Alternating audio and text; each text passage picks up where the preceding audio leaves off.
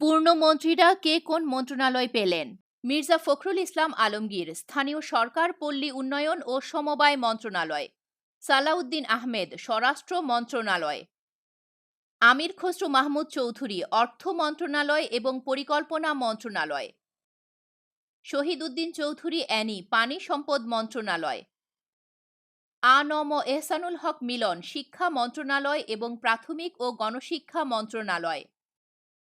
আসাদুল হাবিব দুলু, দুর্যোগ ব্যবস্থাপনা ও ত্রাণ মন্ত্রণালয়। ইকবাল হাসান মাহমুদ টুকু, বিদ্যুৎ, জ্বালানি ও খনিজ সম্পদ মন্ত্রণালয়। আব্দুল আউয়াল মিন্টু, পরিবেশ, বন ও জলবায়ু পরিবর্তন মন্ত্রণালয়।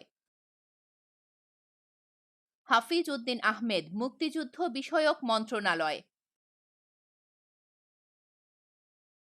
আরিফুল হক চৌধুরী, শ্রম ও কর্মসংস্থান মন্ত্রণালয় এবং প্রবাসী কল্যাণ ও বৈদেশিক কর্মসংস্থান মন্ত্রণালয়।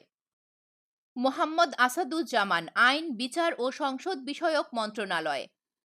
শেখ রবিউল আলম, সড়ক পরিবহন ও সেতু মন্ত্রণালয়, রেলপথ মন্ত্রণালয় এবং নৌ পরিবহন মন্ত্রণালয়।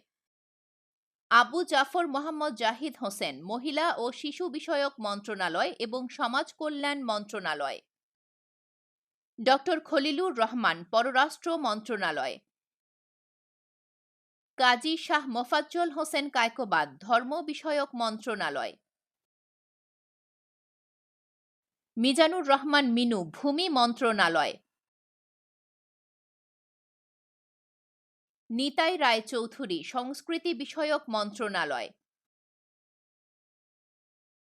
খন্দকার আব্দুল মুক্তাদির, বাণিজ্য মন্ত্রণালয়, শিল্প মন্ত্রণালয় এবং বস্ত্র ও পাট মন্ত্রণালয়।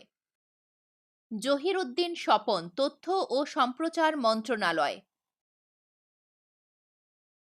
মোহাম্মদ আমিনুর রশিদ, কৃষি মন্ত্রণালয়, মৎস্য ও প্রাণী সম্পদ মন্ত্রণালয় এবং খাদ্য মন্ত্রণালয়।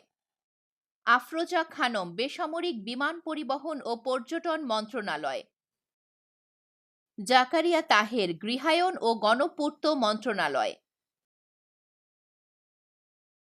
দীপেন দেওয়ান, পার্বত্য চট্টগ্রাম বিষয়ক মন্ত্রণালয়।